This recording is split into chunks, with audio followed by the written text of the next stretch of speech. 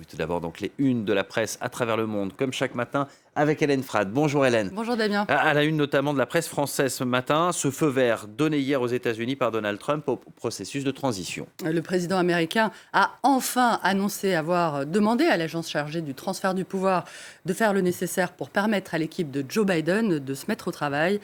Bref, la transition peut commencer, annonce The Hill. Donald Trump n'a toujours pas pour autant reconnu la victoire de son rival, qu'il persiste à accuser d'avoir volé l'élection. Et Mike Lukovitch montre le président furieux de devoir quitter la Maison-Blanche, transformé, on le voit, en petite cabane d'où dépasse le gros sapin de la présidentielle soi-disant truquée.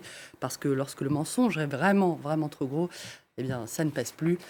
Trump, c'est la fin. Le dessinateur Hick, lui, imagine Donald Trump en Lucky Luke, partant vers le soleil couchant en voiturette de golf, sa grande passion. Je suis un pauvre président solitaire et j'ai un long chemin à parcourir pour rentrer chez moi. D'ici le 20 janvier, la date à laquelle Donald Trump remettra officiellement les clés de la Maison-Blanche à Joe Biden, le milliardaire a encore plusieurs semaines à passer dans le bureau ovale. Pour la plus grande inquiétude, on le voit de Matt Davis, qu'il montre passant à sa façon le flambeau à son successeur en pyromane adepte de la terre brûlée. Donald Trump qui a œuvré durant son mandat au rapprochement entre Israël et l'Arabie Saoudite. L'Orient le Jour se demande si cette tentative de normalisation des relations entre l'État hébreu et le Royaume est entrée dans une phase d'accélération, comme le laisse envisager la visite dimanche de Benyamin Netanyahou en Arabie Saoudite pour y rencontrer le prince héritier Mohammed Ben Salman et le secrétaire d'État américain Mike Pompeo.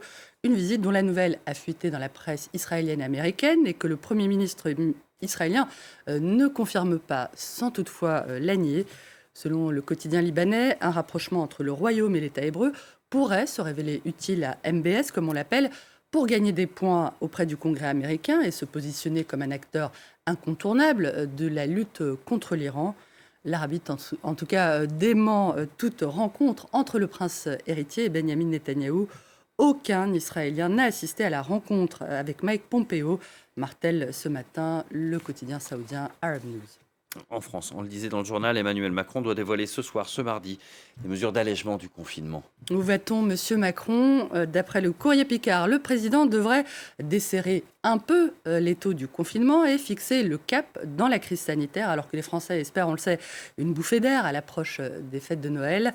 Mais encore, me demanderez-vous, Damien, selon Le Figaro, Emmanuel Macron souhaiterait déconfiner à petits pas et tout l'enjeu pour le président serait d'empêcher désormais que ne déferle, je cite, la vague du soupçon, se débarrasser d'abord de la rhétorique de la peur qui exaspère plus qu'elle ne nourrit l'inquiétude, décrire ensuite avec précision et hauteur qui imagine le général de Gaulle indiquer quel doit être le nombre de couverts à Noël, la stratégie pour vivre avec le virus jusqu'à l'arrivée du vaccin et enfin montrer l'horizon des libertés retrouvées car leur suspension n'a que trop duré. Déconfiner un peu, beaucoup à la folie. Attention, prévient Libération version Magritte, ceci n'est pas un déconfinement. Ouais. Le journal regrette qu'Emmanuel Macron ait décidé de prendre la parole quand il aurait pu laisser son Premier ministre distiller les allègements forcément décevants, alors qu'il sait pourtant qu'il peut être risqué pour un Père Noël de décevoir son public. Et alors Hélène, les fêtes de Noël approchent et une question d'importance taraude de plus en plus de Français.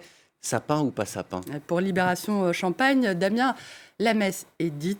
Noël avec les sapins, c'est mieux. Le journal se réjouit de ce que la vente des arbres de Noël soit finalement autorisée, pour la plus grande satisfaction évidemment des producteurs locaux qui retrouvent enfin le sourire. Même son de cloche du côté de l'Est-Éclair qui partage le soulagement de la filière et ne tient plus de joie. Ça sent bon le sapin, au point d'en oublier ce que la formule peut avoir de funèbre en pleine pandémie. Ouais. On objectera tout de même qu'avec un prix moyen de 40 €, le sapin n'est pas à la portée de tout le monde et qu'on peut aussi ne pas avoir envie d'acheter un arbre voué à l'abandon et à la mort. Qu'à cela ne tienne, en France, on n'a pas de pétrole, mais on a des idées. 20 minutes fait état de l'initiative d'une association nantaise, poétiquement appelée Gueule de Bois, qui confectionne, comme son nom l'indique, des sapins en bois. Une alternative durable au sacro-saint sapin de Noël. C'est pas forcément facile pour accrocher les boules là-dessus. Un mot pour terminer d'une toute autre sorte d'initiative est toujours made in France. The Guardian rapporte qu'un habitant de Lannion, c'est dans les Côtes d'Armor en Bretagne, a écopé dans la nuit de vendredi à samedi, en plein confinement, donc de 2 amendes. Une contravention de 150 € pour ivresse sur la voie publique, jusque-là rien de très original, et d'une autre contravention de 135 €, celle-là, pour avoir écrit Damien sur son attestation de déplacement dérogatoire. Péter la gueule à un mec, une justification que les policiers n'ont, hélas pour lui, pas jugée recevable. Il est reparti avec un bon modèle d'attestation. On lui a fait remarquer que se battre, ce n'est pas prévu, a commenté le policier à l'origine de l'arrestation. Mais non, restons calmes. Tout ça aura une fin forcément à un moment ou à un autre. Merci beaucoup, Hélène Frade, pour ces une de la